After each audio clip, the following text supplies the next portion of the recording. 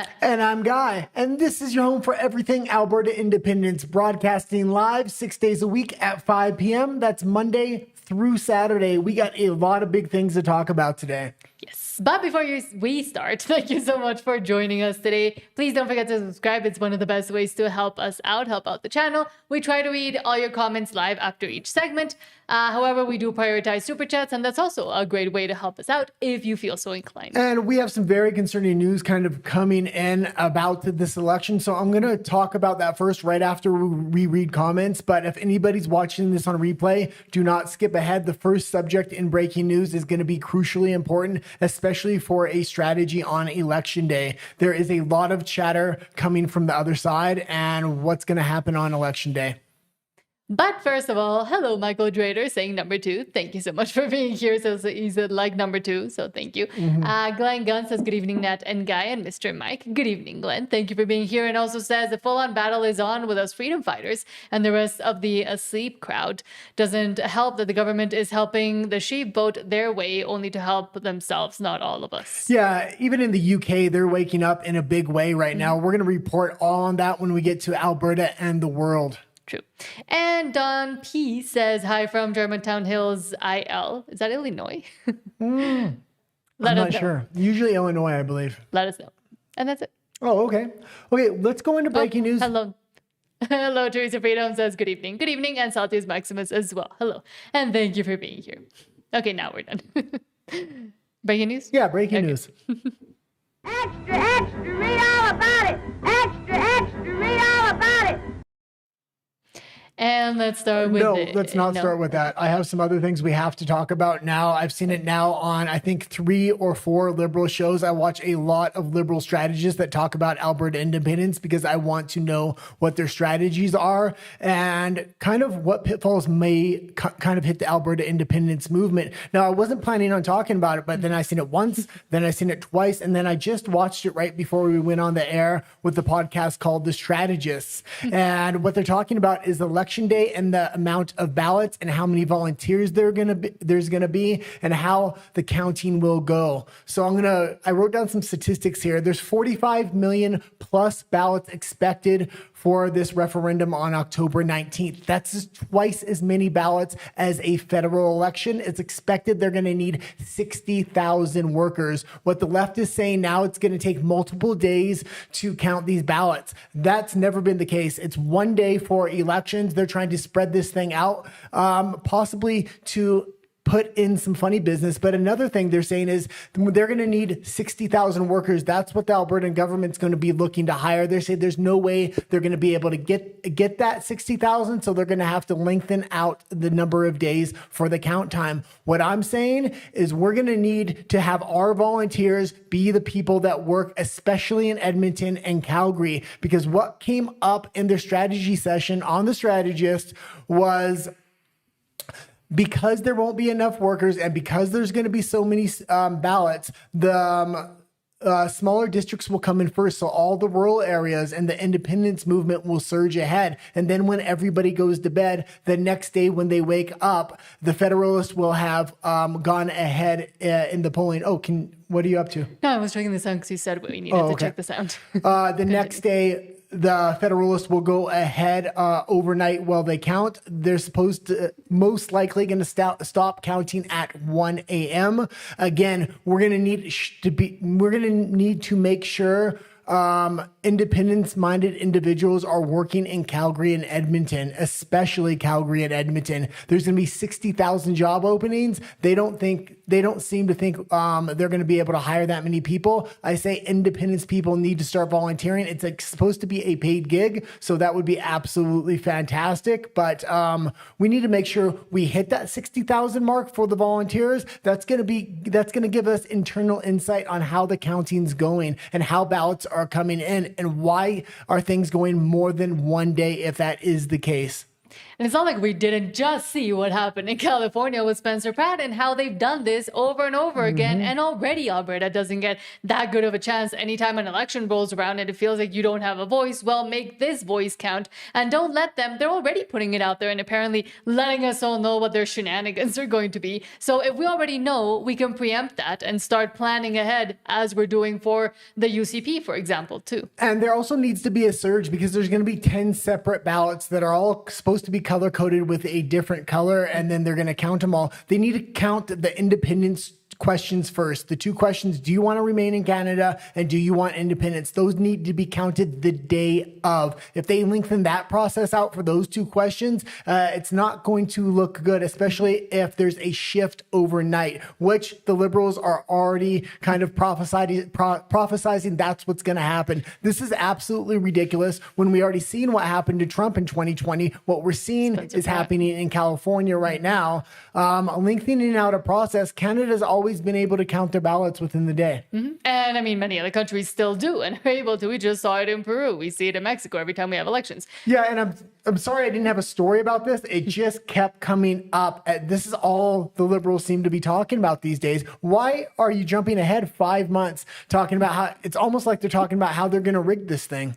And it's very similar to what they do in the news as well, where they want it to be a self-fulfilling prophecy. So they put it out there saying, oh, this might happen or this is happening, even though it's not really happening yet. And then because of that, they kind of hope it will happen. As you were saying, they're starting to say, oh, there's going to be a mirage that, yeah, everybody wants independence. And then the ballots overnight will start coming in. And then we'll realize that no, nobody actually wants independence.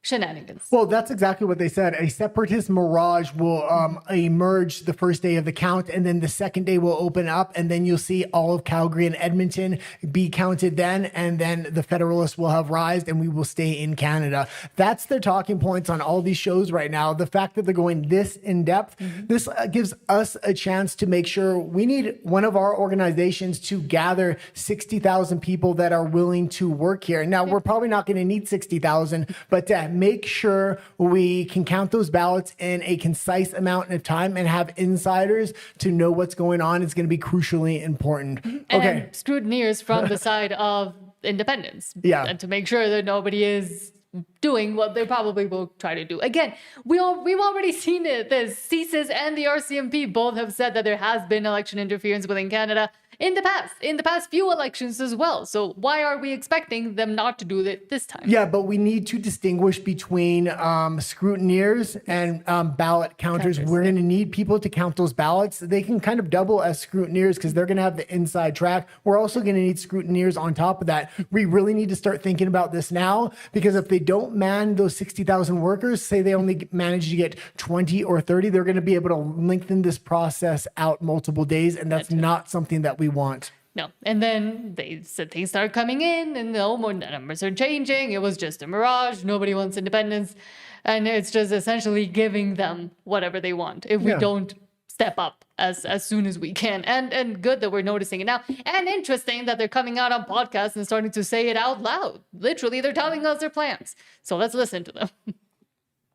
I'll also say this because I'm watching all these liberal podcasts. My God, the amount of money they're able to spend on brochures, flyers, yard signs. I mean, they're well entrenched right now. The amount of professional political groups involved in this thing is somewhat concerning, because I haven't been paying attention to the left as much as I normally have. I did specifically because this idea of election day is going to have to be multiple days. I said, okay, I need to start digging into this, what's going on here. And that's kind of what I just told you. But other things that are going on, they're very well organized and they're very well funded right now. So we need to get our shit together. We need to start pushing forward. We're going to need to plan for not only election day, but how to push this thing forward. We can also make this thing about mass migration. The big talk in a lot of these shows is this is a referendum on mass migration, and we should want mass migration. I completely disagree with that. I think the majority of Albertans disagree with that. When polled, that is actually on our side, and we know the other side is actually very pro mass migration. Surprisingly, I thought they were going to kind of steer clear on that, but they're trying to say no on all 9 questions. That way they can say we have a mandate advocate for more mass migration. We should really put that into the forefront now. True. Okay, let's go into the actual breaking news. Do you want me to go just breaking news? No, we can go Because into we do have a lot of comments on Okay, this. let's go into comments real quick, then we'll go into the breaking news. That was breaking news as well, but Yeah. Todd says, hello, Todd. And says, thank God for Nat and the guy. And for you as well. And you going out with talking to Albertans as well. Teresa Freedom says, though, Guy, do you think I should be applying in Calgary? If you can get there. yeah, and this is the thing. When I'm bringing this issue up, we need to apply in Calgary and Edmonton, because when I'm listening to the left talk, it's almost like those are the areas that they're wanting to rig. And the way they're going to be able to rig that, according to, they're not saying rig, but the way they can lengthen this process out is not having enough volunteers. So we need independence people, even if they live rurally, to volunteer within Calgary and Edmonton specifically. The rural areas don't need a lot of volunteers, because the rural areas should be able to be counted fairly quickly, even according to them. It's Edmonton and Calgary, they're saying, is going to probably shut down at 1 a.m. and then recount in the morning. And that's when we're going to see the shift happening. They're already predicting that at this point. And the two cities are Edmonton and Calgary. And thank you so much to Justin GP for the $13.99 super chat thank saying you. for your flag. Thank We've started searching now. Yeah, for we're going to order an Albertan and a Saskatchewan flag here in the next couple days. eventually a BC, Quebec, we'll just have all the flags. But thank you so much, Justin GP. Lal Norman says, yes, I was thinking the same. We have to have Independence people working elections. Yeah, and I'm telling you right now, I knew we were going to have people, but listening to these progressive podcasts and their strategy for election day and how the election count's going to go down, they're already complaining about the number of ballots, how long it's going to take to count, how that count's going to go down, and why separatists are going to complain that the election was rigged. They're trying to counter narrative 5 months out that we're complaining that it's rigged. Yeah. What does that say to me? That says to me, they're going to try to rig Calgary and Edmonton. We need to have people in those locations working those locations. It's 3 days, I believe. It should be paid if you are a ballot counter for those 3 days. Justin GP says, hi, folks. Hello. Says, busy at work, but trying to catch up on your content. Thank you so much. And yes, we've noticed, but thank you so much for being here.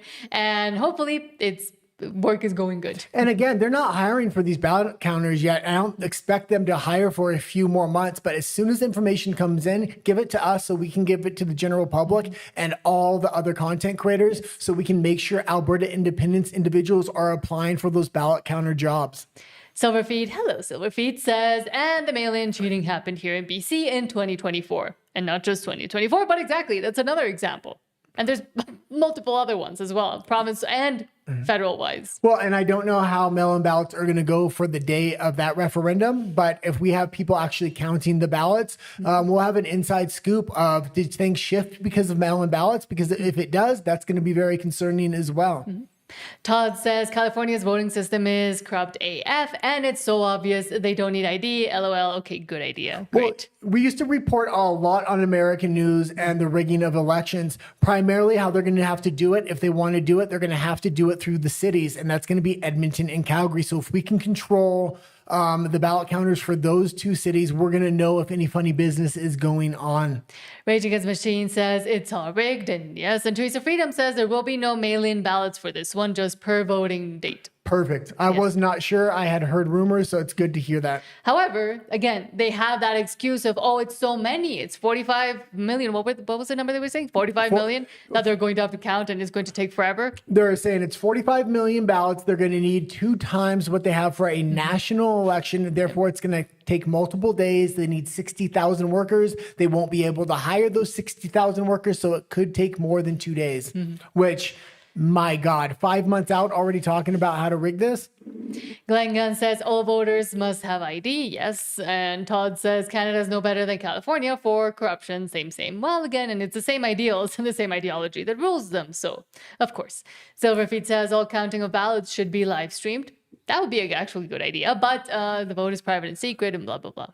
Yeah, the best I think we can do is make sure they have those 60,000 workers, and the majority of those 60,000 workers are on the independent side or coming from the independent side. And we got to make sure that we're controlling Calgary and Edmonton specifically. Mm-hmm.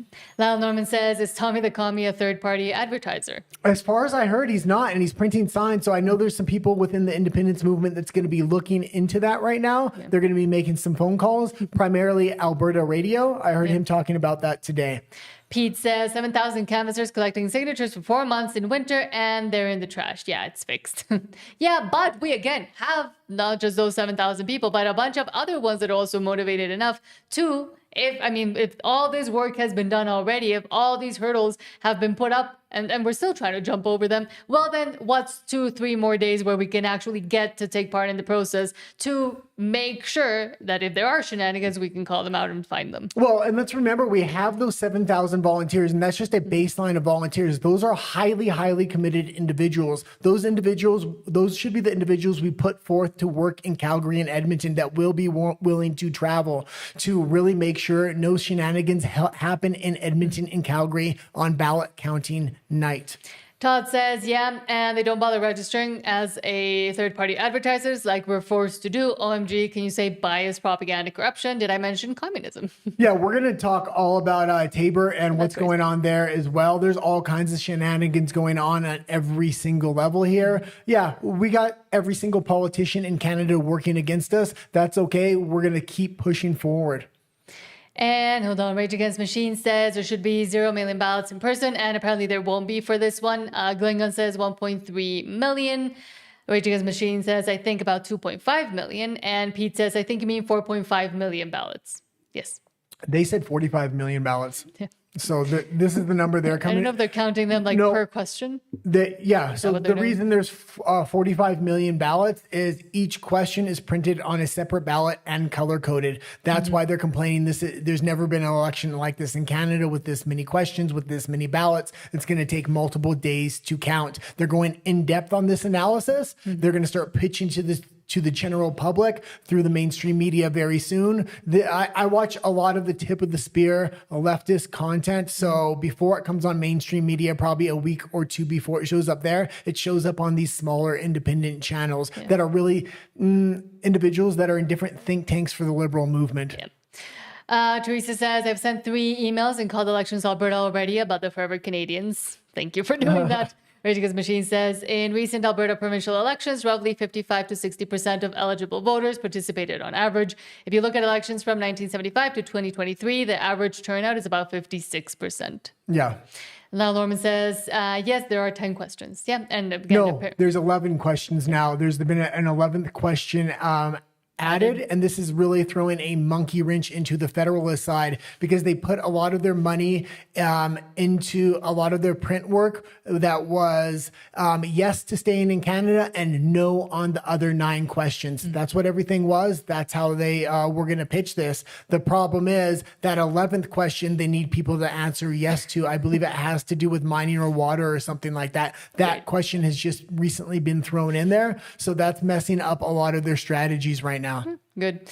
Saltius Maximus says, how many Albertans usually vote in an election? And again, thank you so much to Rage Against Machine for answering that one. William Robel says, howdy again. Hello, and thank you for being here. William knows a lot because he's in the US about the interference that happens. And Miss Carol C says, volunteers cannot count ballots. You must be hired by Elections Alberta to touch a ballot. Volunteers can only be scrutineers. Yeah, so we're going to need people to apply for those jobs. They're going to be hiring 60,000 people for those jobs, and that's what I'm talking about. It's going to be paid work for 3 days, and they're already pitching it as it's 3 days, which is a little bit concerning. That being said, we want our people applying for those jobs. What the left is pitching right now is they're not going to be able to get those 60,000 workers. What I'm saying is we should make sure those positions are filled primarily by people from the independence movement. So when the job postings come out, the social media network that the independent side has should advertise those not only to our audience, but to the people that went, those 7,000 volunteers that did go out that were highly motivated, should be applying for those jobs, especially in Calgary and Edmonton. True. And thank you so much to Apollo007. What are you doing here? Guesses por aquí. Thank you so much for being here. Sends an emoji saying, wait, I can't read it.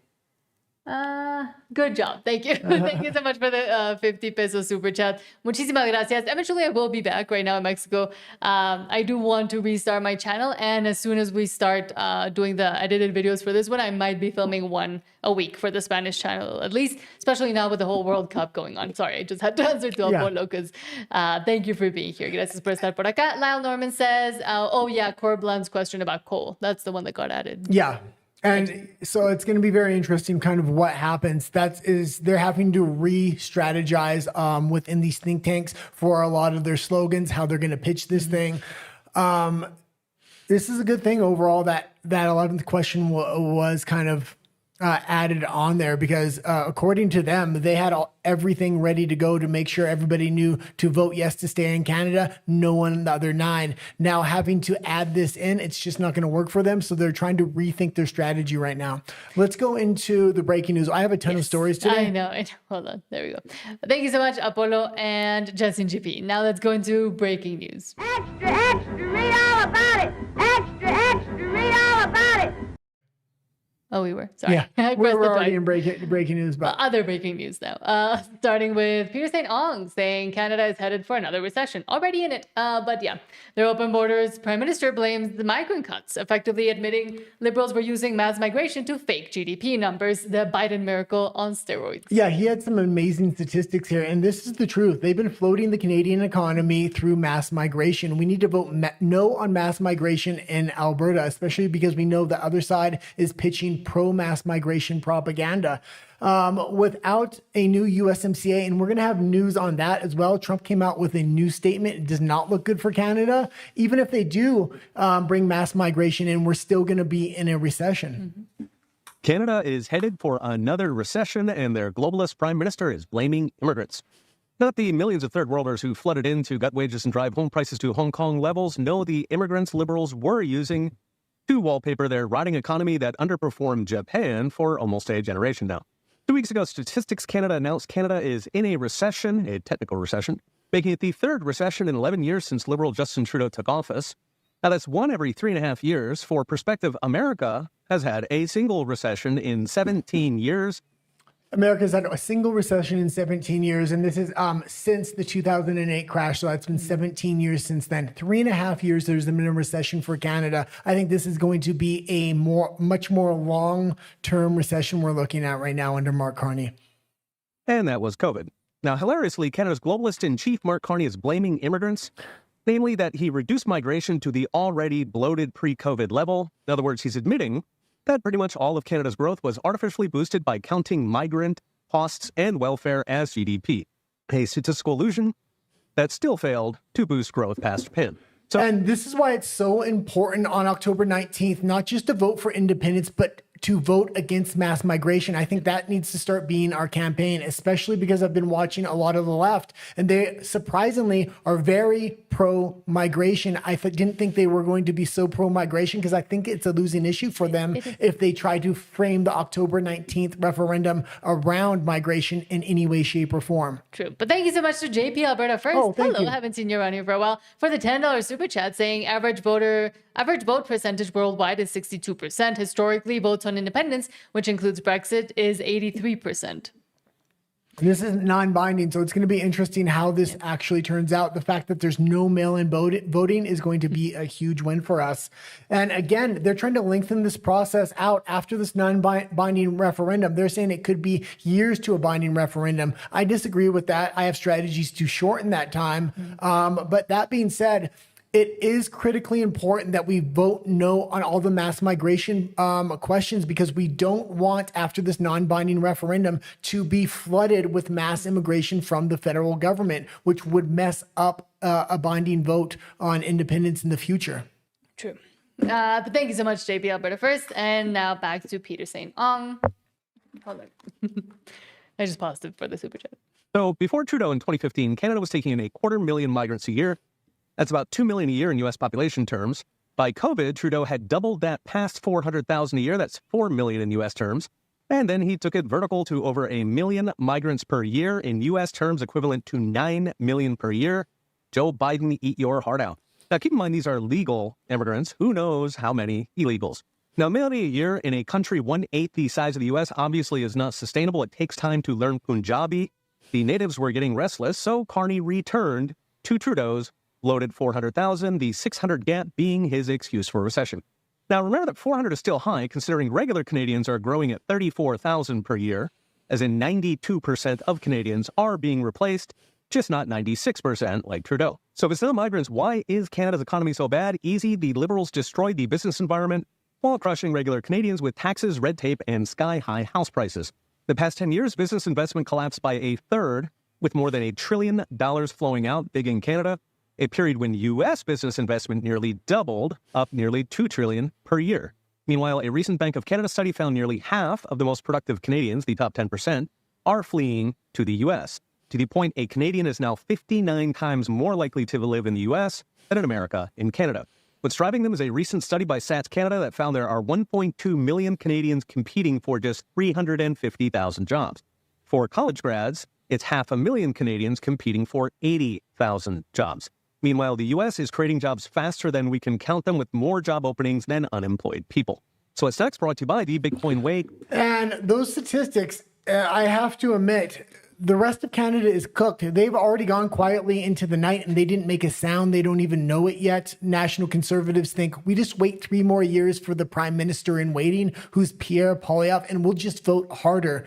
Well, Conservatives across Canada are leaving en masse by the hundreds of thousands every year. Every year, it becomes harder and harder for Conservatives to win an election. Alberta is in a special place because we have a critical mass of individuals that are Conservative. For the last 93 years, we have voted Conservative. Pierre Poilievre was right about one thing. We need to lock arms, but we need to lock arms not with federal Canadians, but with Albertans, and line up against the border and say no more. We're not going to take one more step back. No more mass migration. No more of this economist BS that Carney is trying to push on us. No more. We will be independent and we will bring the destiny of Alberta into our own hands as citizens. Yes, and speaking on that USMCA, President Trump here, Rebel News says, quote, we don't need anything that Canada has, not even the Canadians. President Trump says he's not looking to renew the USMCA deal with Canada and Mexico as the termination date of June 30th, 2026 looms. Okay, it's a bit longer of a clip. The question's a little bit hard to hear, but we'll try to turn it up. The President, how confident are you that you'll be able to renew the USMCA, and what more do you expect from Canada? Well, I'm not looking to renew it. I don't, I made the deal. And the primary reason I made the deal is that NAFTA was the worst trade deal I've ever seen. Yeah. And I made it better, but I had the right to terminate. And, with NAFTA, we didn't have the right to terminate. I had to get these senators to approve that deal. That was a tough thing, Congressman, too.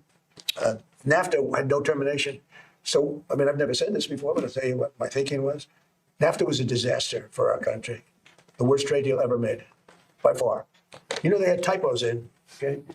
And they were supposed to correct them. And they never corrected them when they were signed. They knew there were typos. And there's a process for that. You state your claim and, you get a change. They had typos on percentages. Or maybe somebody wrote, and that was for years. They never ran, they had horrible, all against us. So it probably wasn't typos. NAFTA was the worst trade deal we ever had. USMCA did one thing that I loved. After 6 years, it comes up for renewal. I don't know that I'm going to renew it because, to be honest with you, the United States does much better. Hey, we don't need anything that Canada has. We don't need anything that Mexico has, but they need everything that we have. And they have to treat us better. With Mexico and Canada, we have trade deficits. We should have surpluses with them. We don't need their cars. We don't need their lumber. We don't need their energy. We don't need anything that they have. So the primary thing that I got, it was a much better deal than NAFTA.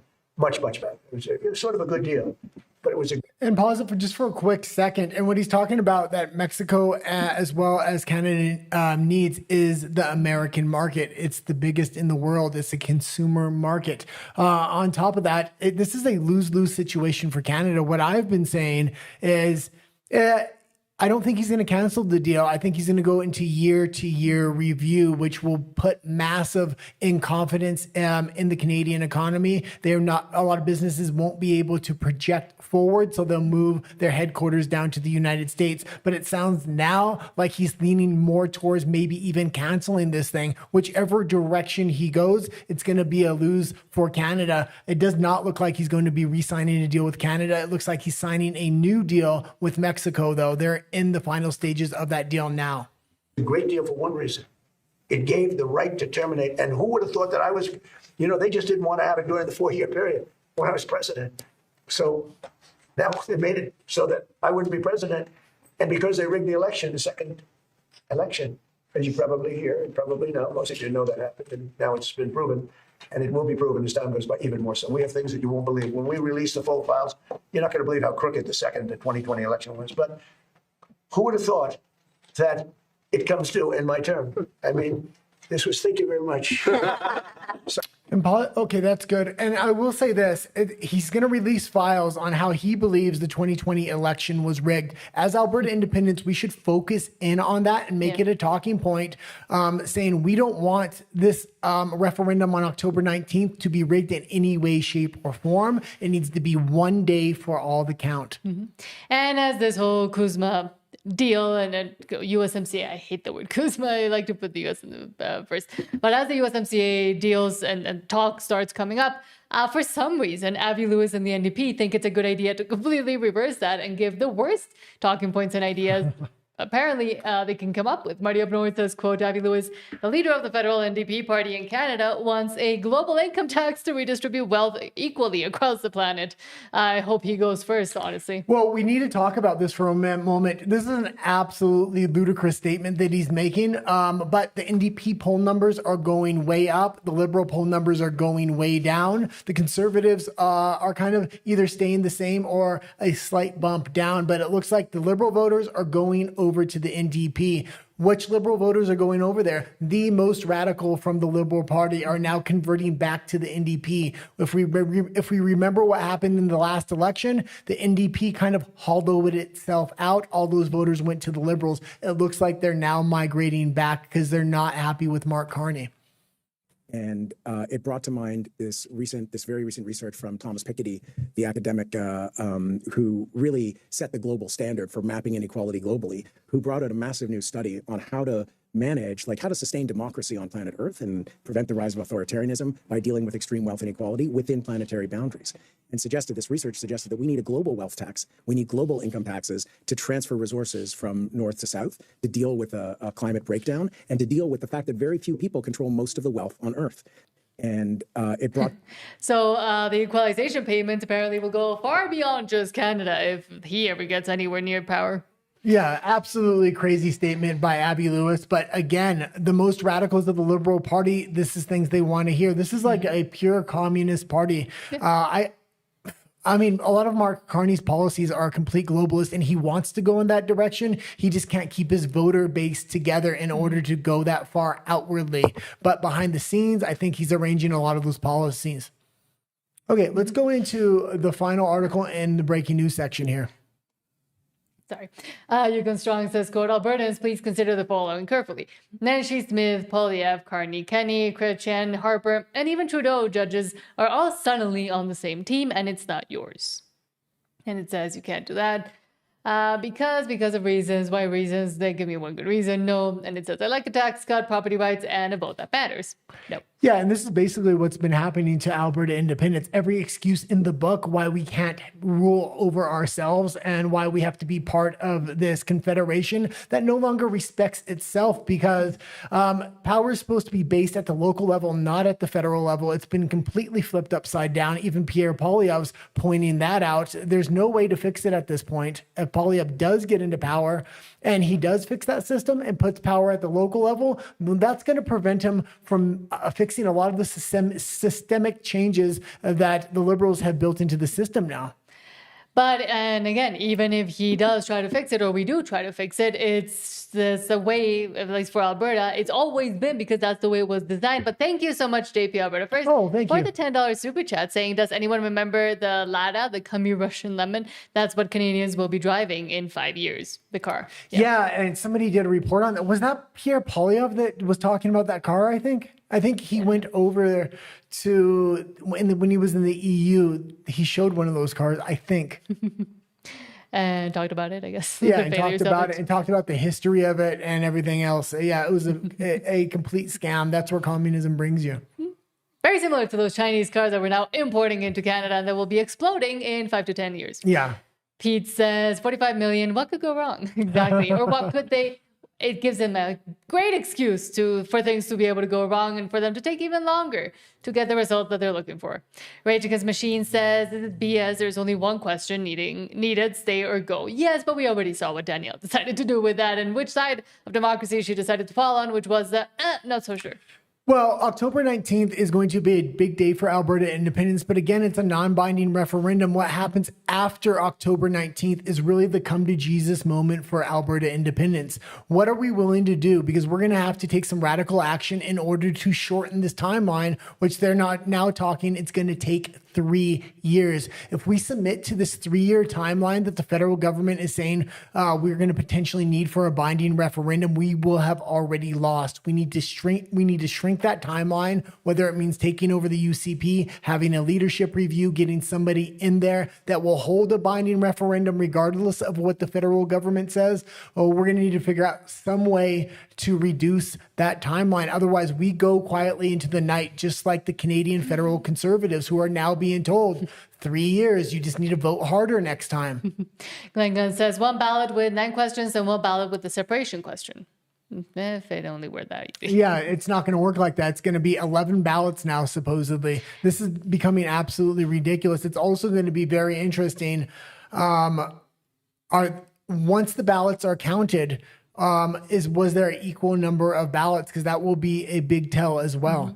And JP Alberta First, thank you so much for the $5 super chat, saying very sad that in Canada, the lefty commie has to be split for the Conservatives to even have a chance to win. Yeah. And it's by design. They've designed it that way. And we see what happens every election time, even if the Liberal Party starts hollowing itself out and those voters go to the NDP, right when election time comes, they just migrate right back to the Liberal Party anyway. Mm-hmm. Pete says we should concentrate on the fact that this is non-binding and that voters can still say no on a binding question. We need to get this first hurdle any way we can, or pass this first hurdle. Yeah, exactly. Absolutely. And that also, we have to continue giving that messaging out, especially in the bigger cities, for example. I also want to focus on, October 19th is extremely important because we need to send a message. We need a huge percentage. We need 60% or more. Mm-hmm. So if we are able to get a leadership review and get somebody in there that will hold a binding question, and then the federal government tries to stop it, we need that leader to say to the federal government, it's illegal for you to be interfering in a referendum question about independence. Mm-hmm. Rage Against the Machine says foreign interference in Alberta intelligence agencies say it is real. It is real, persistent, and significant enough to be a national security concern, but they have not said it changed outcomes in Alberta from when there were shenanigans. Glenn Gunn says, feds won't care about those 9 questions. Alberta can't do a thing about it. Yeah. And let's just really think about this is a non-binding referendum. If they're going to try to rig an election, they're going to try to rig the non-binding one because less eyes are going to be on that first referendum compared to the entire world's eyes will be on an actual binding referendum. Todd says, I finally have seen some of our signs on lawns, bringing me back some hope. I've seen 2 yards to 1 so far in Stelter for Choose Alberta, 3 to 1, including mine, and 5 to 1, including my dad's. Well, that's good. Yeah, let's kind of talk about what Corey Morgan was talking about today. Maybe I'll bring the video up tomorrow, but a lot of these yard signs are being placed on public areas, which they can't do because Corey Morgan's organization will get fined for that. But this opens up a door to the other side and the nationalists to get a hold of these signs and put them on public property in order to kind of fine Corey Morgan's organization as much as they can. So if you see people placing signs on public property, or we see public signs or lawn signs on public property, maybe just take them down because they may be placed there by Federalists as well. Of course. They can't think of anything. They have no argument, so they have to resort to the yard signs. They're coming after us for. They're coming after us for the billboards. They're coming after us on every single level, and we're not pushing back the same way on them. So it's very interesting, the strategies they're going to already. Raging His Machine says there won't be a Canada by then. Exactly. And Todd says, hold on. Todd says, I've handed out like 12 more. That's good. Fantastic. Raging His Machine says, exactly, Guy. One day count and heavily monitored. Yep, one day count. And that shouldn't be controversial either. It shouldn't be a controversial opinion to say, oh, we should have safe and secure elections. Yeah, and it's very interesting that the Liberals, though, are already pitching. They're not going to be able to hire 60,000 people. I completely disagree, because I know a lot of Alberta independence people are going to be applying for those jobs, especially in Edmonton and Calgary. So let's not give them excuse to lengthen this thing out. Let's make sure they have 60,000 workers if that's what they're looking to hire for that day. Lyle Norman says, Abby Lewis is out of touch. We send commodities like grains to third world countries. And not only that, but we pay for their transgender surgeries. We pay for their gender equity, whatever programs that they have, and who knows where, a tiny little country. It doesn't matter if he's out of touch. He's doing exactly what Mark Carney needs him to do. Yeah, he's bringing a lot of these topics into the zeitgeist. They're so far radical, nobody would ever vote for those, but they bring them into the general conversation, and he does it over a couple-year period. So by the time Mark Carney pitches it, it's a whole lot less radical. And that's exactly what I think Abby Lewis's job is right now. But now let's go into Alberta Stay Free, because we do have a lot of things to get through before 7.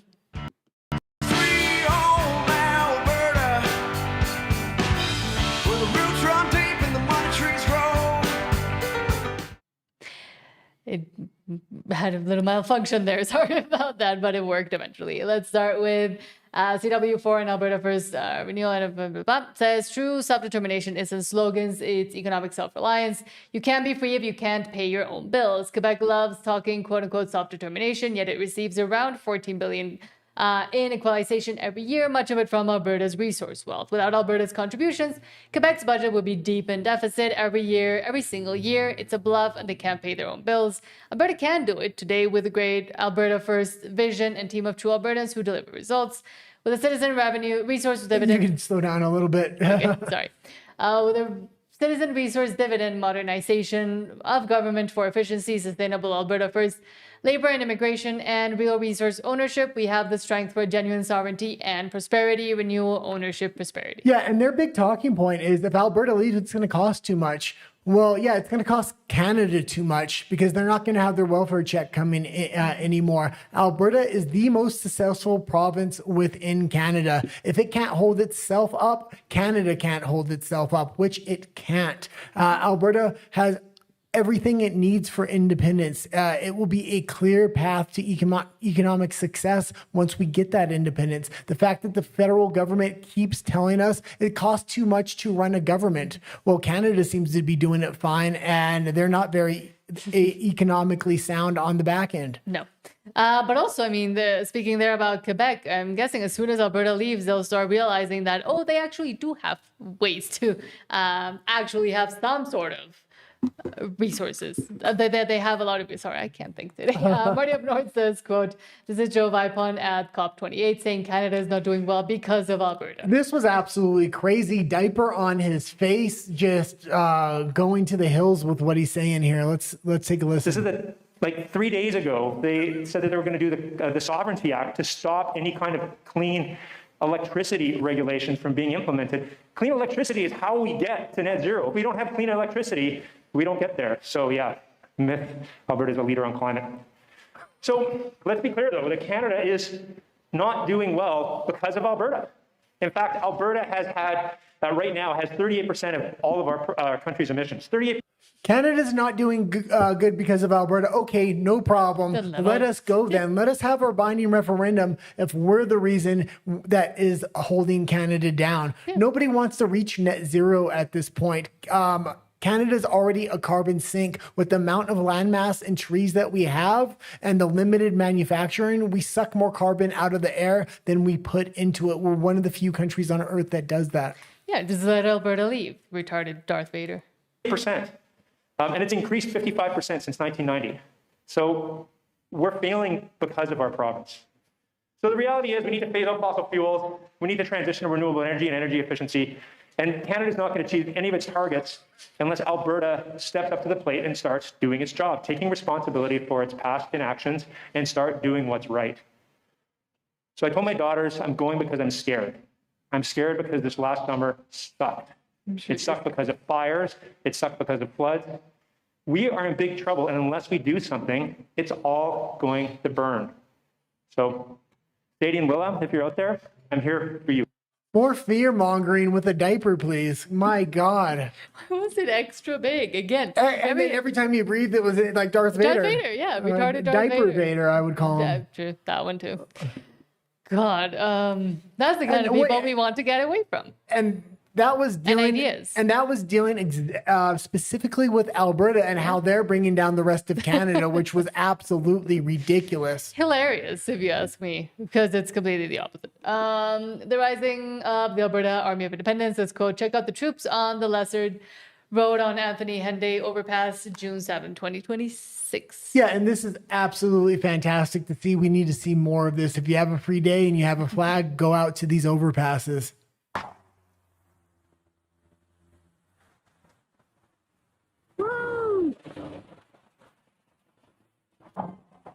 Here's the troops on the overpass. Okay, and you can leave it there. And this harkens back to the truckers' convoy, and that's why it's good to see. The more people we can get out there, the more people will kind of start siding with us and be like, this is a real movement. We don't just want to have one or two people out there. We want to have at least a dozen. And in a very Barbara Streisand effect, luckily for Corey Morgan says, quote, donations spiked to Pathway to Independence as soon as the town of Taber made this an issue. YG Wave says, quote, the town of Taber in southern Alberta has ordered the removal of an electronic pro-separation billboard located. You can't remove an electronic billboard. You just change what's on it.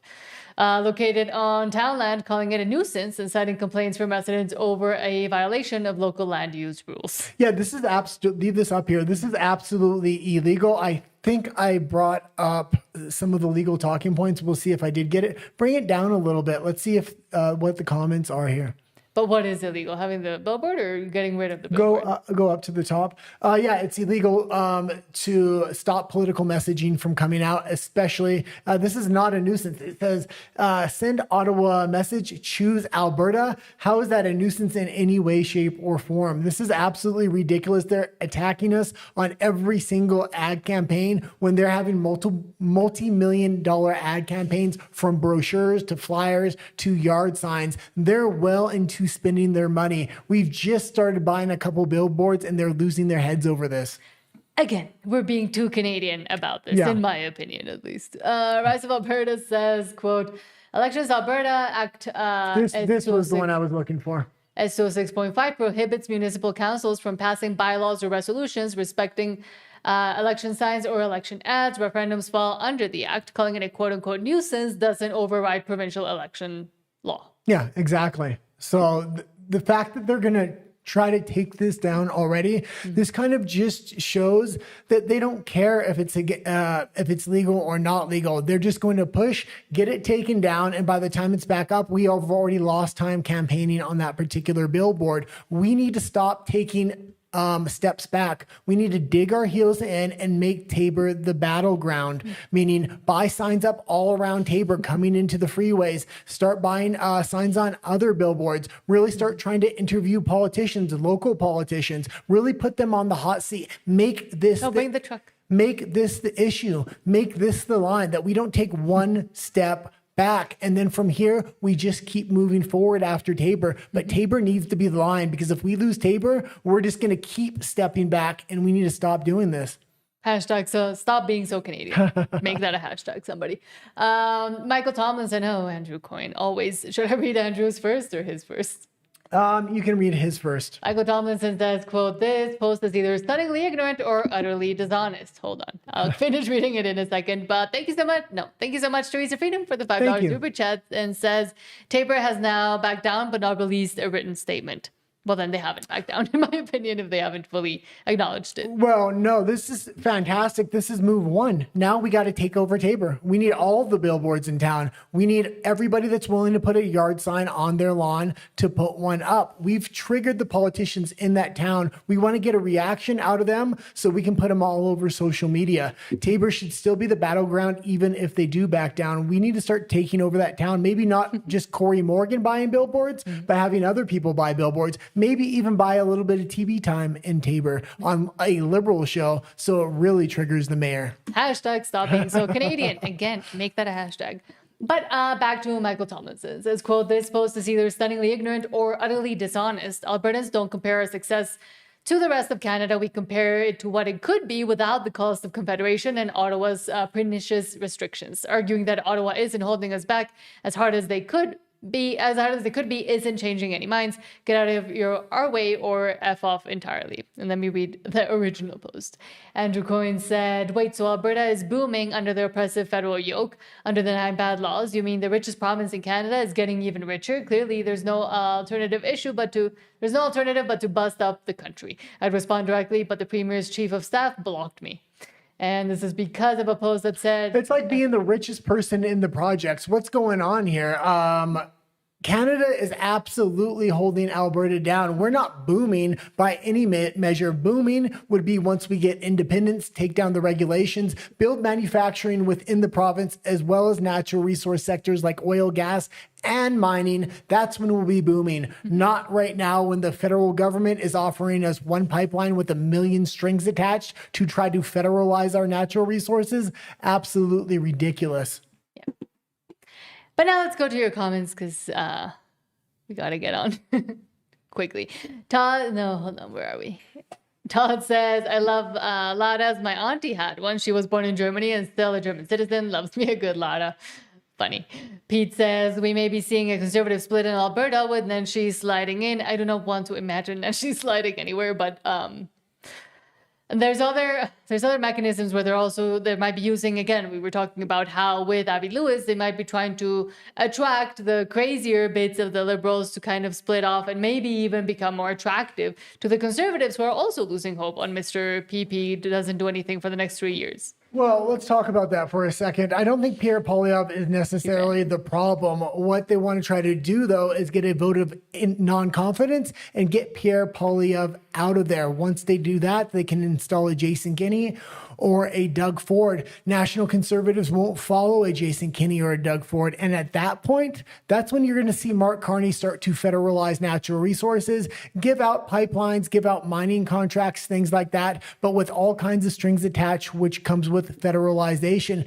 But that federalization to the politically engaged people, that does not help the people in the provinces. But soft conservatives don't know better, and they may just vote Carney. And that's how he's going to try to salami slice conservatives off of the conservative side to the Liberal Party, I believe. Ooh, I want pizza now. Salami. Teresa Freedom, thank you so much for the $5 super chat, saying we are doing a big Southern cruise, flag wave, and sign drop over on June 28th to Tabor. Good. Oh, thank you. And thank you for letting us fantastic. know. And yes, fantastic. And again, that is, where are we? June 28th.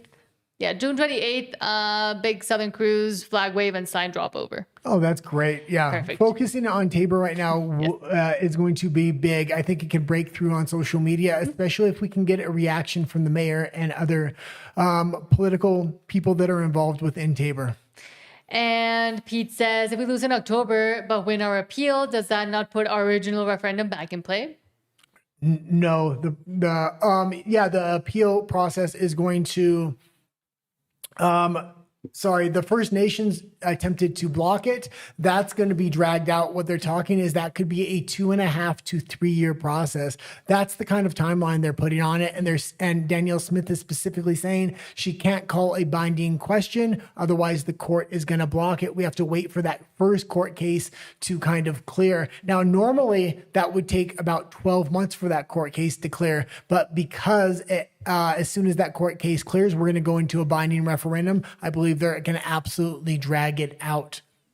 And next, Rage Against the Machine says the deficit gets bigger every year. Yes, and also says that you don't need us. Bye-bye to Joe Vipond, I believe. Exactly. Last name was. Exactly.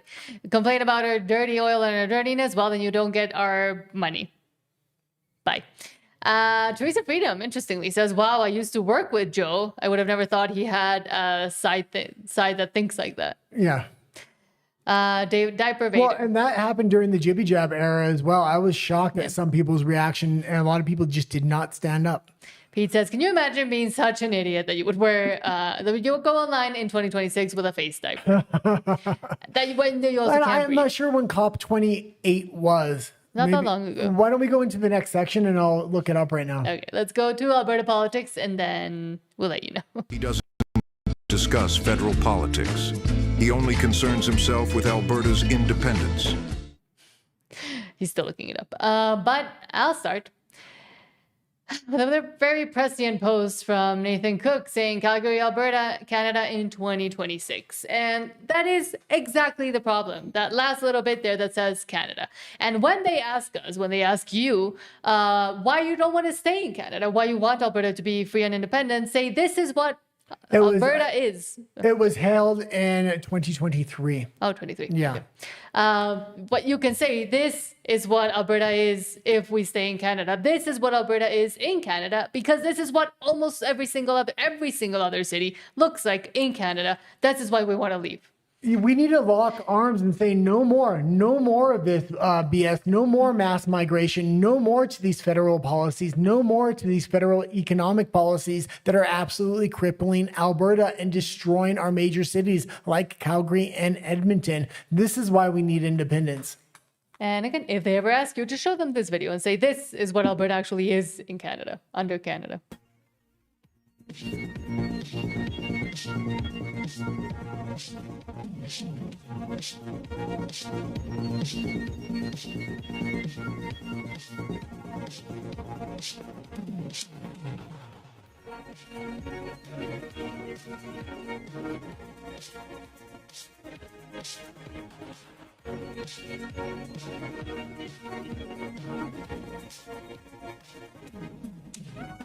And you can leave it there. And this is why we need the ability to govern ourselves. We don't need 3 levels of government. It's too big. And the federal government is taking more and more control every single year, if not every single day. And also being able to say, this is the example of what happens to Alberta if we stay within Canada, because we see it's not just Alberta. It's, again, every single other city in Canada looks exactly the same. And it is because of the failed federal policies that then also go into the provincial policies that are that aren't trying to even fix some of the issues that the federal ones bring. But thank you so much, Teresa Freedom, for the $5 super chat saying Jason Levine has now 3 rotating billboards up in the legislature in Edmonton. There will also be a Northern Cruise going on there on June 28th.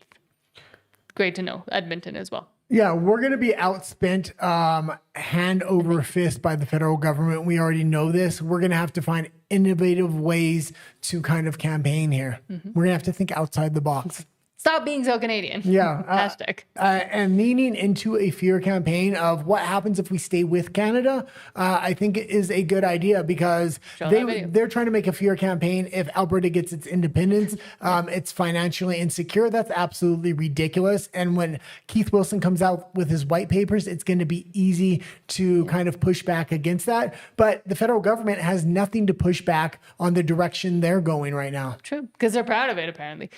But next, from CBC Watcher, Rebecca Schultz says, quote, and I really think the question is, did the Prime Minister mean it when he said he was going to be focusing on national unity? going to switch with the time we have left to another real light, easy topic, and that's Alberta separatism. Because Albertans they're getting a taste this week of what separation from Canada could cost in money and maybe in people. A new poll from Leger, conductor for Post Media, found that fewer than half of Albertans would stay and live in Alberta if it chose to be independent. And also this week, Alberta Premier Danielle Smith estimated the cost of separation, the initial cost, will be $400 billion. That's just startup costs, not the annual cost. Rebecca Schultz, those are estimated $20 to $40 billion a year. When you look at the exodus this month. And this is absolutely ridiculous. Alberta will be ready to boom. There's massive amounts of investment money already kind of compiling within the United States to come into a deregulated Alberta. We're talking hundreds of billions of dollars. Also, manufacturing that is right now placed in the east that the federal government leverages Western natural resources for will now pop up with inside Alberta. And I believe Alberta would become a manufacturing hub. Might cause and the bill it might deliver. What do you think this does to the whole push in the run-up to the October 19th referendum in your province?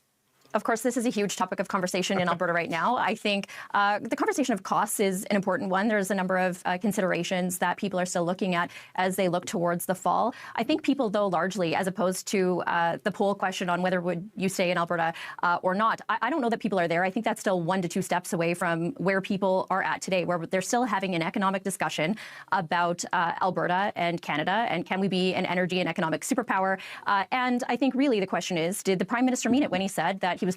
Can we be an economic and energy superpower? We already are. The only thing that is stopping us is the federal government. The United States has made that clear that we're an economic natural resource superpower if we want to be. We have to show that we want to be by voting for Alberta independence and voting for our future. Focused on national unity and ensuring that Canada is actually an economic and energy superpower, which does, of course, matter to Albertans. Right. A lot of that conversation, again, it is economic. If the Prime Minister really did mean what he said, I think there's a huge amount of people who still would expect him to have gotten rid of Bill C-69, the tanker ban, the EV mandates, instead of finding workarounds around those policies. The Premier said, look, she is working to ensure that there is a bright future for Alberta within a strong Canada and building alliances with premiers and provinces across the country on areas of agreement, whether that be on things like equalization or representation or the Senate.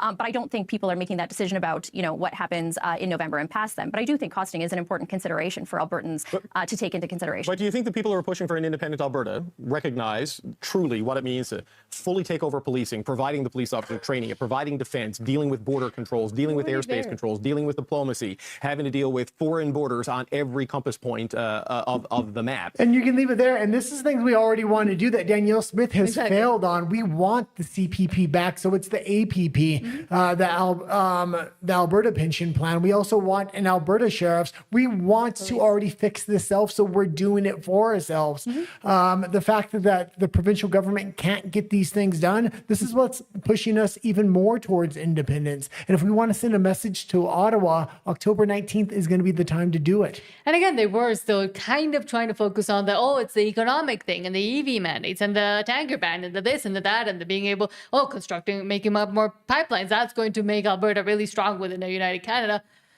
However, it's not just economic. We just showed, the first video we showed on this segment was more reasons as to why Alberta cannot stay within Canada, because it'll continue to look and be the exact same that the rest of Canada is.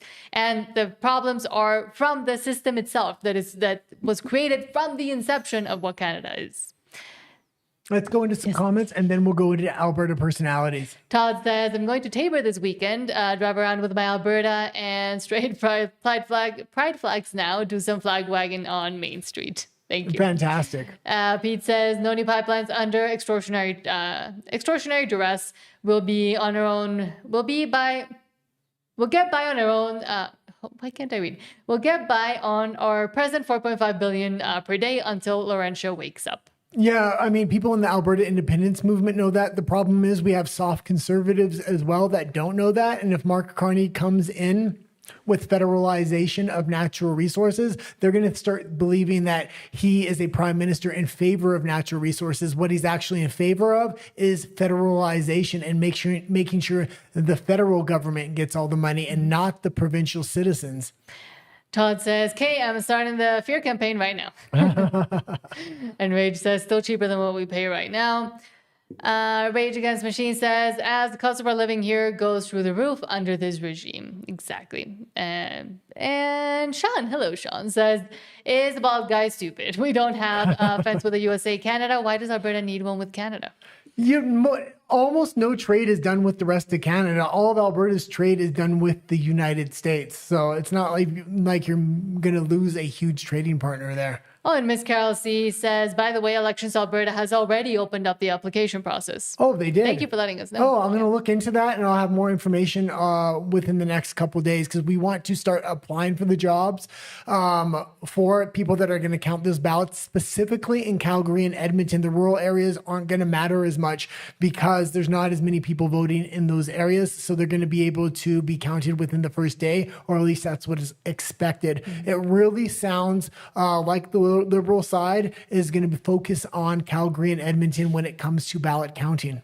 DeBover says, good afternoon, Nat and Guy and fellow Albertans. Hello, and thank you for being here. And again, to Ms. Carol C, you kind of just started looking at how they were talking about this in their small think tank podcast right before we started. So I think that's why we also haven't looked into it even further. Yeah, this was not a subject that was even on my radar until I started watching this freaking liberal media. And this is all they're freaking talking about is how many days it's going to take to count these ballots, why the independence movement will surge ahead in the first day. And when people wake up in the morning, they're going to wake up to a surprise because Calgary and Edmonton, all the votes will come in then overnight, much like we see rigged elections in the United States. And they're already making those excuses that the independent side is going to complain about a stolen election. We need to make sure that doesn't happen. We need to have independent individuals counting the ballots in Edmonton and Calgary. The best way to do that is to apply for those jobs. Yes.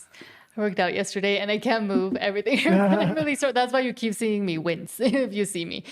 James B says, Alberta will not leave Canada at this point. Too many people want change to happen today, not in 100 years. Leaving this country is the only option at this point. Mm-hmm. Philip Espa says, those voters are migrating back because it's safe to do so. You might even so the NDP pass Conservatives in the polls by this time next year.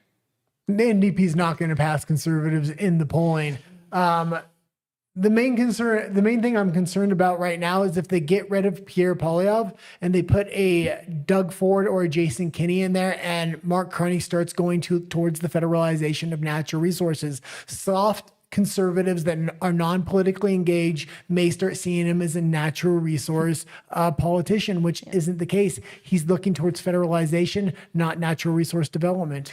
And Saltis Maximus says, Alberta should have mandatory anti-socialist communist class in schools. That used to be history before they decided to change it all what history was and to make up history. And that was also civics. I mean, those already existed. The thing is, they infiltrated schools, they captured them, and now those subjects have been completely twisted. We can't have any of that unless we get our independence. The federal government has now twisted the Westminster system, so the federal government is in charge of everything. The provincial government has very limited power, and the local government has almost no power. It's ridiculous how the system is working now. It's absolutely backwards. It's upside down world. Alberta needs its independence. We don't need a third level of government. And Danielle Smith can only promise so much, not just with regards to education, but to everything else. And apparently she needs to consult 50 times before she actually does anything.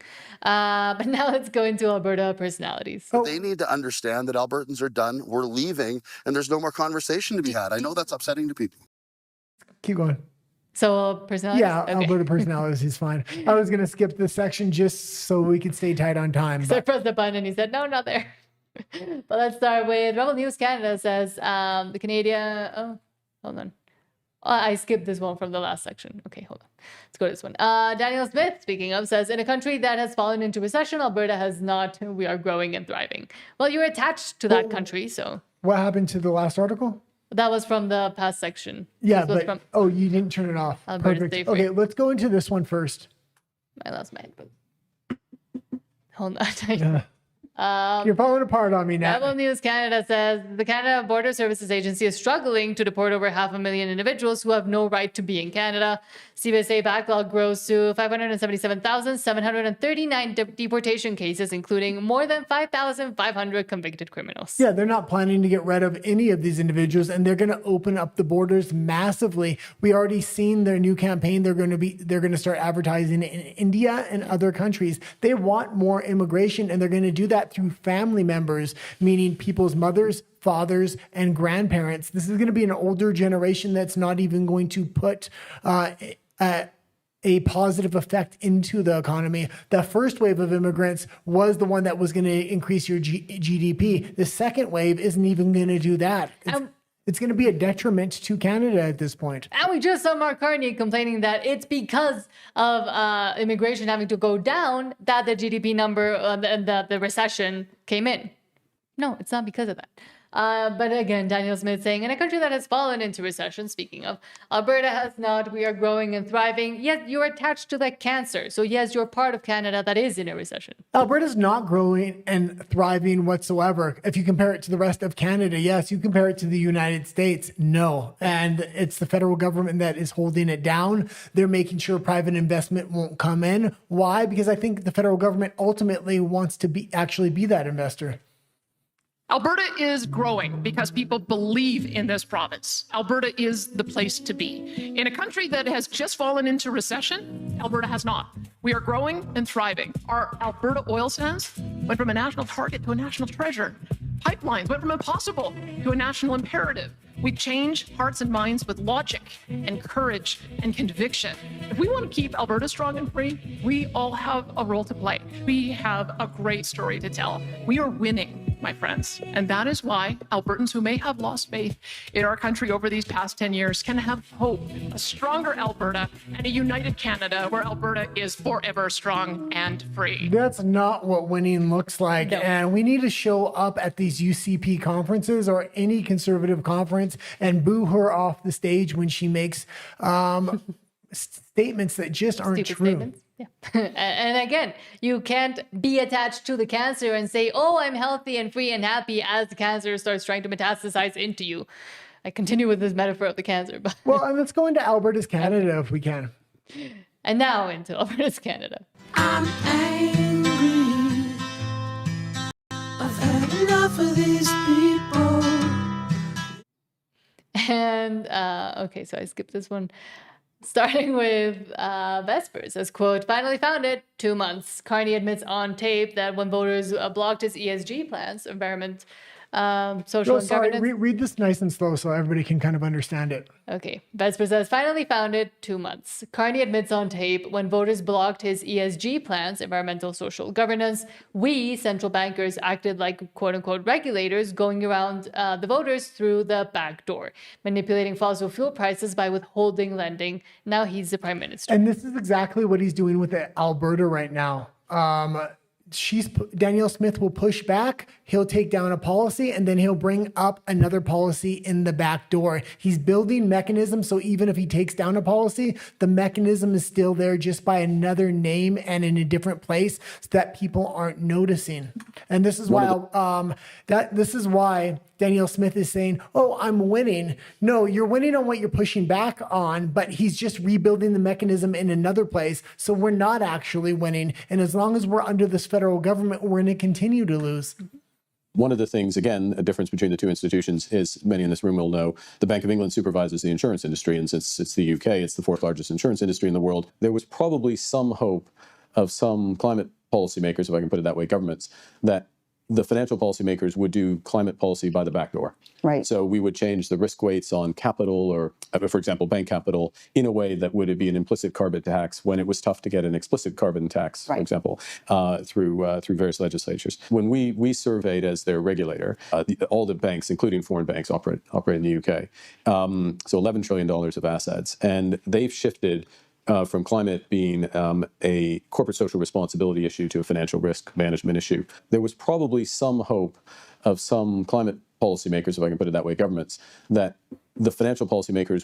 Okay, and you can leave it there. But basically, he's talking about when they get too much pushback, they simply take down the regulation and they build the mechanism in another place where people aren't looking. And we've seen that happen with carbon tax. They just rename it another carbon tax and put it on industry instead of private individuals, or this or that or the next thing. And this is exactly what's happening in Alberta. When he gets too much pushback from Danielle Smith, he takes down the mechanism, rebuilds it by another name, and screws you in the other end. But also same with Danielle Smith by accepting the fact that now everything else and all the past deals will also be affected by the current one she's in. Okay, let's go into the NDP here. Juno News says, quote, NDP Leah Gazan stands in solidarity with Elizabeth May and the Bloc Québécois to oppose further pipeline development, saying, quote, we are in a climate emergency. People are dying because of failure of the Liberal government to protect the local environment. And I brought this clip up because this is why the NDP is emerging. All the climate zealots that are with Carney are now leaving the Liberal Party and going to the NDP because the NDP is the communist climate zealotry party right now. And Mark Carney's going to need to find those voters somewhere. Where I think he wants to find it is through the federalization of natural resources. And he's going to go to soft conservatives or middle ground conservatives. My name is Leah Gazan, and I'm the Member of Parliament for Winnipeg Centre, and I'm very proud to be here on behalf of my NDP colleagues and our leader, Avi Lewis, today to send a very clear message to this government. We are in a climate emergency. The federal government's backpedaling on environmental protections, fast-tracking assessments is not okay, particularly at a time where this government has found $25 billion to line the pockets of corporations to incentivize development in this country on Indigenous lands, territories, and resources, often without free, prior, and informed consent, without fulfilling duties for consultation and accommodation. It is abhorrent that at a time when we are entering a fire consultation and accommodation, and that's these words that she's using here. They're going to try to bring it in. Once you have a consultation, you're going to have a sorry, I lost my word. I thought something happened. Okay. What happened? You can leave it there. Okay. You're going to have an accommodation after the consultation. Essentially just bend over for the First Nations. Continue to bend over for the First Nations and the climate emergencies and the forest fires, which is what she was just about to say. And again, they may empty out to the NDP, but they're going to go right back to the Liberals anytime an election comes up because they're not going to give ground up to the Conservatives. I was distracted by her. I think those are earrings, whatever cotton ball she's wearing. Let's go into the next article because it's actually interrelated. David Collado says, quote, new poll after months of improving numbers for the Liberal government, several key indicators moved in the opposite direction this wave. Optimism about Canada is down. Government approval is down. The Liberal lead is narrower. The result is a more competitive political environment. And you can zoom in on just the very end there.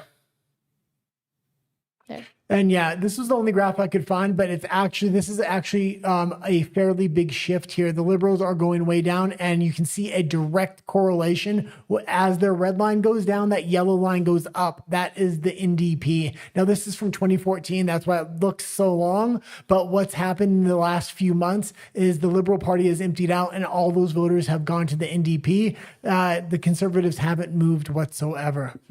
If anything, I'm expecting the Conservatives to go down, not because they don't have good policies, but because people are fleeing the country en masse, especially with the majority government. Conservatives are no longer willing to wait another 3 years for another election. And lastly, this is really funny because especially right now, as we're coming into July, and we continue to hear some of the arguments, both from Kenny, but also from the Forever Canadians saying, oh, but what about our history? What about our heritage as Canadians? You can't leave Alberta. You're part of Canada. You fought in wars with us. Well, now that apparently fully wants to be erased, and July should mean nothing except Somali Heritage Month. Yvonne Baker says, quote, today I announced a private member's bill that would declare July. What happens in July? What happens on the 1st of July of every year in Canada as Somali Heritage Month? Yeah. I'd like to thank MP Ahmed Hussein for co-sponsoring the bill. I hope that all MPs support this legislation. Canada is home to many Canadians of Somali heritage. Also, many Canadians of Canadian heritage, but whatever, let's forget about them and their history. Canadians of Somali descent have left and continue to leave a historic mark on Canada. Blah, And blah, blah. we have to realize the Somali community is going to grow massively in Canada because the federal government is going to want to have a huge influx of money going into the Somali community and that money coming back outright into politicians' pockets, much like what happened in Minnesota and the United States. A community that's as corrupt as the Somali community, especially when they migrate directly from Somalia, they're hooked right into these liberal political corrupt schemes and things like that. I'm expecting the Somali community to grow massively. Mr. Baker, seconded by Mr. Hussein, moves for leave to introduce a bill entitled An Act to Establish Somali Heritage Month. The motion is deemed adopted. The honourable member for Etobicoke Centre. Thank you very much, Mr. Speaker. I rise today to introduce a bill entitled An Act Respecting Somali Heritage Month. If passed, the bill would declare July of every year Somali Heritage Month across Canada. I'd like to thank the member for York South-West and Etobicoke for co-sponsoring this bill with me, and I hope members on all sides of the chamber will support this bill. Canada is home to many Canadians of Somali heritage. Okay, and you can leave it there. And we need no more months. If people want to have a day, we need traditional days. We don't need every single culture to have a day on their own. This is absolutely erasing what were traditional holidays within Canada.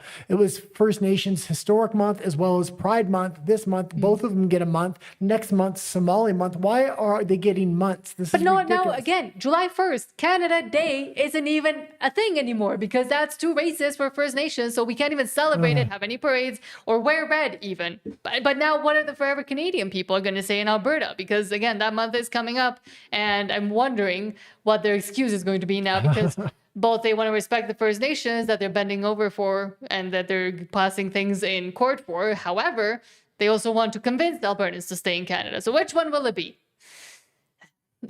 Todd says, and after we go through these comments, we're going to go on what's happening in Belfast, and it is absolutely massive right now. The people are standing up and pushing back in ways I didn't think they had the backbone left to do in the UK. Lyle says, I hope all the lefties move. So do I. Todd says, look around, it should be enough, but they can't because they have their heads up their butts, I'm gonna have to say. Sean says, and it's more culture in the end, not economics, both are tied together. True, but again, the number one issue is as well, I would say even further than economics, just the fact of what has happened to heritage, culture, etc. within Alberta, and then economics. Exactly. And the fact that they want to just frame it as economics because they fully lose on the culture side just tells you everything you need to know and why they resort to the campaigns that they're now trying to run and all the shenanigans they're trying to play with. Teresa Freedom says David Cochrane is the one that is deranged. We all do the things already. Yeah. Sean says, I got a toy from Canada, the English next to the French. I thought it was cool in 1986, not cool anymore. And Sean asks, why is Guy so chill? So chill? You don't live because you don't live with him. I'm chill. If you notice right now, something went wrong. I think I closed the thing and he did not know how to react. It says, Sean says it's warm down here in Oregon. Oh, fantastic. It's raining still here in Mexico, close to Mexico City. Rage Against Machine says, what an effing liar. Danny is a traitor. What did we expect in the end? Todd says, Paul Brandt is a traitor. Get that song out of your damn mouth. Sean says Alberta is culturally different. It was founded as an outpost for the Laurentian elite to hate the USA. Many Albertans came from America with no hate in their hearts, but to have real property. We're a resource colony for the Laurentian elites, and we're going to be more so. We're going to be an actual resource colony here in a minute if Mark Carney starts his federalization and brings mass immigration into Alberta. It's going to repress the wages of natural resource workers to probably minimum wage at that point, because migrants would be willing to do that job for minimum wage. And then who's going to take all that money? The federal government, once he starts approving strings attached to every pipeline and every natural resource project. And Teresa Freedom says, Elections Alberta, the referendum general regulation requires the unofficial ballot count to be completed within the following timelines: 48 hours after close of voting if there are 7 or more questions. So 2 days. Elections Alberta gives them to count them. Yeah, we're going to see what happens here. I mean, there's a reason they're trying to build this narrative already. It's 5 months out. So we're going to see what happens. They could say it's an extraordinary circumstance because there's 11 questions. There's 11 ballots. It's not just 11 questions. I think they're trying to put each question on a separate ballot so they can lengthen it out even longer, because usually they'll have multiple questions on a ballot. This time, that's not the case. This gives them an excuse to potentially draw it out another day. But now, speaking of, let's go to Alberta and the world.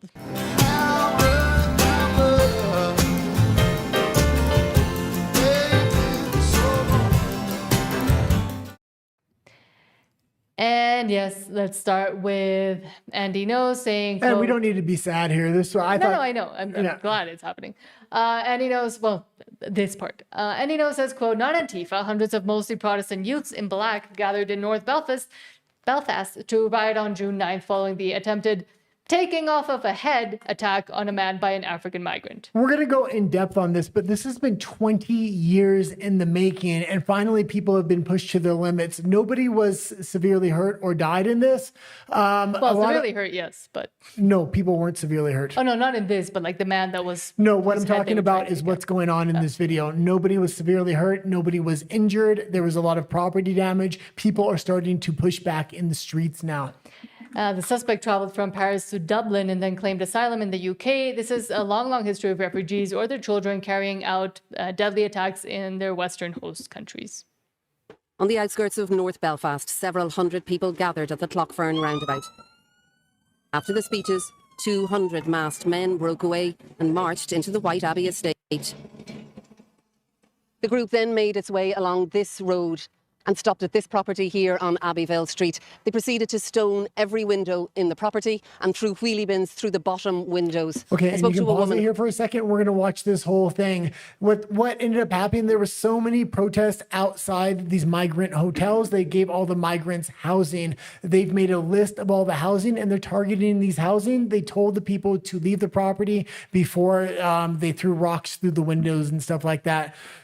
The government has had 20 years to fix this. They never gave the vote to the people in any of these Western countries. This is the global elite doing exactly the opposite of what the people want. And finally, the people are actually pushing back here.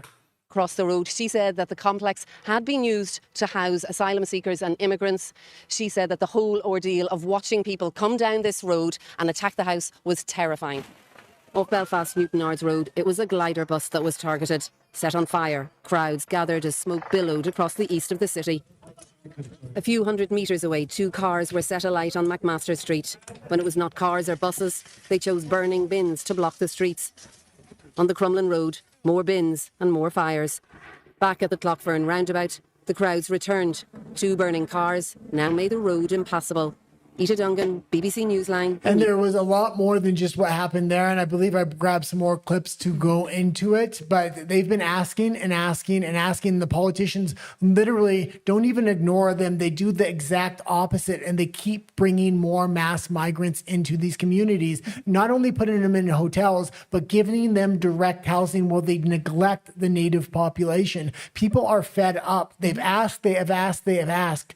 And now they're saying, well, we're going to ask no more, because when you give us no legal recourse, what is the only other option? And it looks like they're figuring it out for themselves. And again, I'm even surprised they've let it go this, like they've waited this long. It's just happening now. Well, there's been so many layers on top of this where the government has covered it up, whether it was beheadings or grape gangs. We can go on and on and on. The police covering it up, saying it's UK citizens, not foreign migrants committing a lot of these crimes, manipulating statistics. I mean, we can go on and on and on. I completely understand why these people are fed up. And if they can't get a political solution, now they're finally taking it into their own hands. And this is one big reason why the Canadian government needs to give us a binding referendum, because when you give no political solutions, there's only one solution left after that. True. Is it raining? Yeah, it's raining. Okay, I was like, what is that? No, because it started like all of a sudden. Benny Johnson says, quote, UK caller goes scorched earth on politicians responsible for mass immigration and the destruction of Western civilization. I am sick to death of being told that anybody who stands up and says that is far right. It is common sense and nothing more. I don't know how many people contacted this show in the first hour, but there was one voice note that stood out. Before Richard Tice, wherever you are, just pin back your logos. This was Rob. Morning, Jez. On my way to work, as normal, listening to you talk about the thing that happened in Belfast last night, all the unrest. Well, yes, rightly, you shouldn't condone what happened. What else have people got to do? They're not listening. The political class are not listening. These people who are coming over here illegally, they're rapists, terrorists. They're coming over here. It's literally like putting a wolf in a sheep field. You are giving them a target-rich environment. You haven't vetted them. You've done nothing. All you've done is dump them in a place where they can wreak havoc. Where they come from, guess what? There's no law. If they can do literally whatever they like. They come over here, there's lawyers, of course, taxpayer funded, they get a nice cushy home, running water, Sky TV, gym memberships, bus passes. They can literally go where they want and create havoc. And when they do, the people that foisted them upon us, guess what? They say, don't get upset, don't do anything, don't go out and cause unrest. Well, I'll tell you what, mate, stop reaping, then you might not have to sow it, because this country is absolutely on the edge. They cannot take much more of people getting stabbed, raped, blown up, you name it. You foisted it upon us for the last 25, 30 years, ever since Blair said, I'm going to rub your noses in it. Well, guess what? What goes round comes round. And I think the political class have got a very, very, very big smack on the nose coming. 6 minutes past 7, we'll say a very good morning. Yeah, and that's the sentiment over and over and over. Even on mainstream media, it's starting to break through in the UK. They're finally being heard, and it's ridiculous that it took this much for the politicians to finally start listening in the UK. I don't even think they're listening, but I would say it's incredible that it took this much for the people to stand up and to tolerate as much as they've already tolerated. Yeah. And again, they're being too I thought the grape gangs were enough, especially when it happened over and over and over. But it was this beheading that pushed him over the edge, along with what happened to that young gentleman with the knife. Well, and the attacks and it's not non-ending. Every day there's a new, and because now we have phones, we can actually see it. And I'm guessing that's what's helping as well. Keir Starmer is talking about banning knives from Amazon, but immigrants are allowed to have knives because they're a specialty group in class, which is absolutely ridiculous. If one group gets a knife and one group doesn't, and then the group with the knife is the violent group. JP Alberta First, thank you so much for the $10 super chat, saying the last time the Irish rose up was in 1919, and that lasted until the 90s. Talk about politicians playing with fire. Well, recently they had risen up, and they tried to do it by political means, and they had protests in the streets. They tried to use every peaceful mean available to them. We reported on the show every day that was happening until it got absolutely squashed by the federal government. They ignored them. Once the protests calmed down, the federal government just went about their way, kept doing more mass immigration, having two-tiered policing and everything else. Now they're seeing young men rise up in the streets and saying no more. And again, interestingly, that was in Ireland. This is happening in Northern Ireland. But in both cases, it's the governments that have completely left their people to be, and have now obviously just care more about people that come on boats than their own citizens. It's plain and clear now if they're letting all of this happen. But also, let's see how Belfast ended up looking. Lord Bebo says this is what Belfast looked like this morning following a night of intense unrest. Several vehicles, including a bus, several buses were set on fire. And this was well organized. The young men went out. They were told to leave their cell phones at home. Nobody recorded unless it was an approved camera person. If anybody on the street tried to videotape them, they told them, you don't want to videotape this because there will be repercussions. And they're going to continue to do this until they're heard, I believe.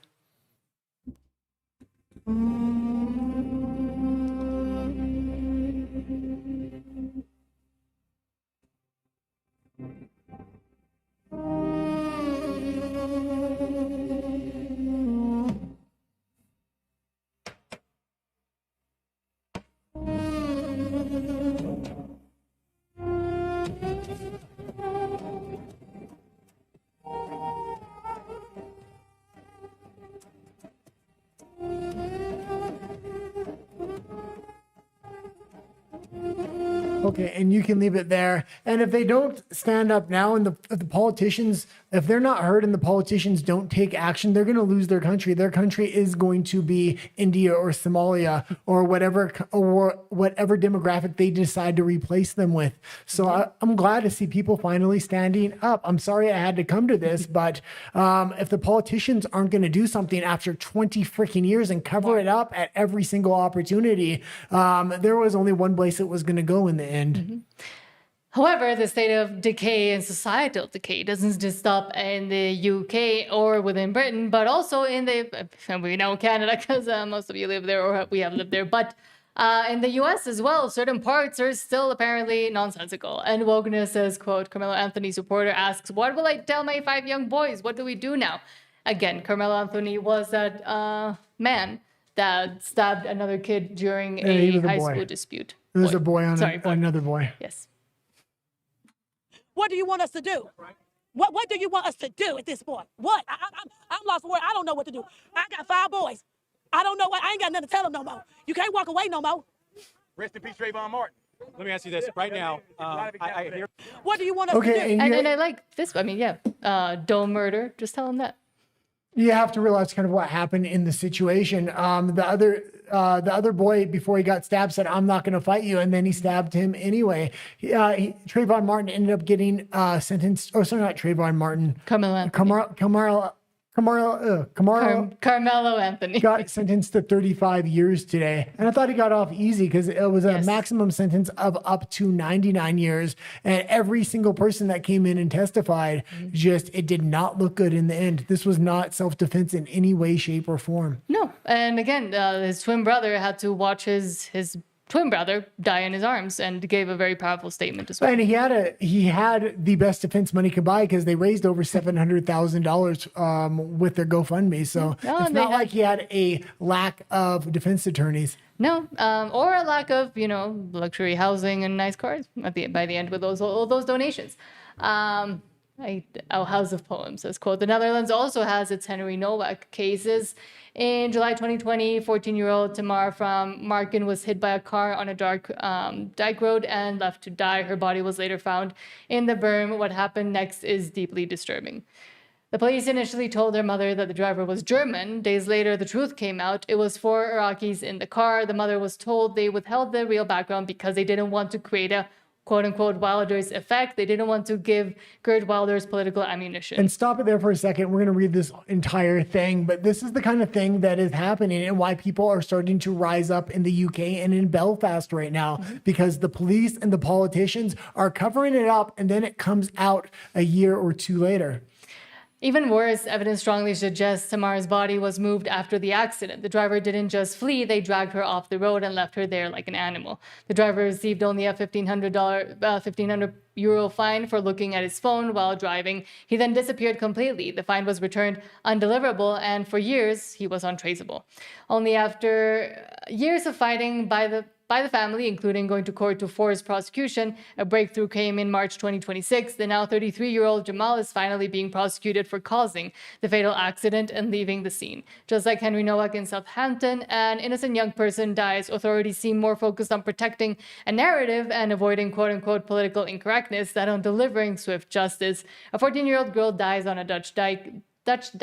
The system lies about the identity of the driver, gives him a slap on the wrist, loses him for years, and only after massive pressure does the real prosecution begin. This is not just a traffic accident. This is a story about truth, accountability, and what happens when institutions put ideology before grieving And families. there's been tens of thousands, if not hundreds of thousands of cases very similar to this. Grape gang victims and the numbering in the tens of thousands alone have come forward talking about different stories like this. We've seen what happened with Henry Nowak recently. This is why there's unrest in the streets in not only Belfast, but I'm sure it's going to spread across the EU right now. And the politicians need to listen up, because they can quell the violence in the streets just by acknowledging what's going on here and changing some policies at a structural level.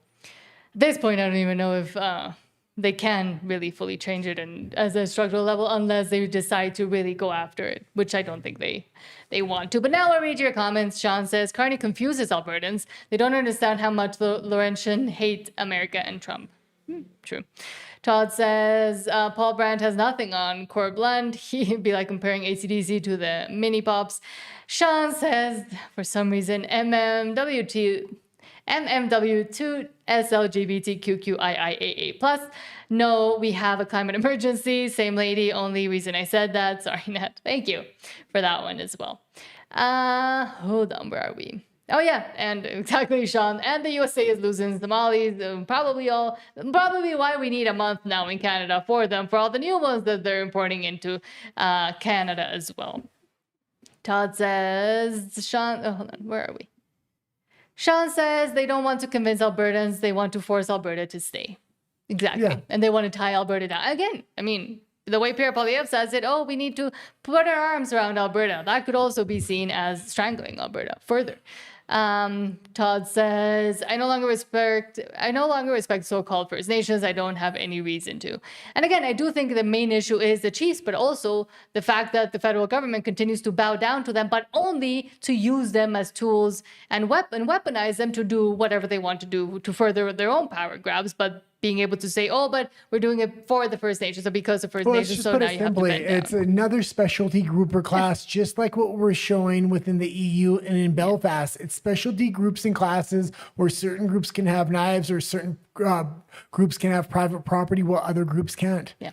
Teresa Freedom says to Todd, it's the chiefs that are the problem. I know a lot of First Nations that are very nice. And again, the First Nations themselves, the tribes member, want their independence from the corrupt chiefs and from the system that they've been encased in as well. And that is why 46% of First Nations do support Alberta's independence.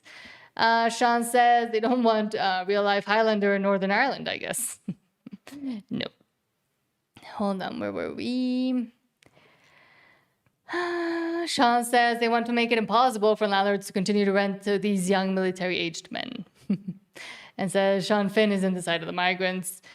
And Todd says, don't really care. Truth hurts, doesn't it? Because Todd's been going really hard against what's happening with the Chiefs and First Nations. And again, that's the thing. If they continue not to listen to the people, then they can just expect that this will continue to boil over and over and over. Yeah. And the people will stop being so Canadian. Sean says the ritual deaths in the Netherlands are unfortunately common. The federal government is just trying to give just enough hope. Another year, now 3 years. Let's just lengthen this thing out so you go quietly into the night. We need to shorten this time frame. After October 19th, we need to make some hard decisions on how we're going to get a binding referendum here. Such as Maximus says, low IQ leering month. In Canada. They should call it that. Faye19 says, some stupid comments here. It's now the population of Native people. It's the grifter chiefs, smarten up. And again, it is, and I would say, yes, it's the chiefs that decide to go along with it, but overall, it is them being used as pawns, essentially, for the federal government and those that want to continue to grasp power. And DeBilver says, Faye, you're 100% right. And Faye says, division won't get us anywhere. Okay, let's go over to RUM. No, hold on. We still have a lot. Okay. Cindy Melnick says, doesn't anyone remember when a guy took someone's head off in Alberta, BC, Greyhound, years ago, and then they canceled the Greyhound here in Alberta? Yeah. Instead of fixing the actual issue. Yeah, sometimes it takes a video. What happened in Belfast with the beheading, that thing was on video. Henry Novak was on video. Actually, the Henry Novak thing was known for quite a while, but the video footage only surfaced now. And that's what's causing all this to really boil up. DeBilver, interesting, says our media won't report about Ireland. Of course they won't. Yeah. And especially because now they're getting a bunch of new ones. Well, especially because they're out of legal options. There are no pathways to change. So now they're having to turn towards dramatic violent means. And the Canadian government keeps repressing any legal path forward for Alberta independence. We need a binding referendum after October 19th. And Yazinski says, does that sound like Canada? Another reason for Alberta to leave. True. And hold on. It's because they were kind of fighting. Don't fight each other. Faye says, I support Alberta independence for all of us, and it's the best choice. Attacking each other is unnecessary. And I do agree with that. And I did want to read that. Sean says, everyone here has various points of views. Yeah, that's fine. And we welcome them all.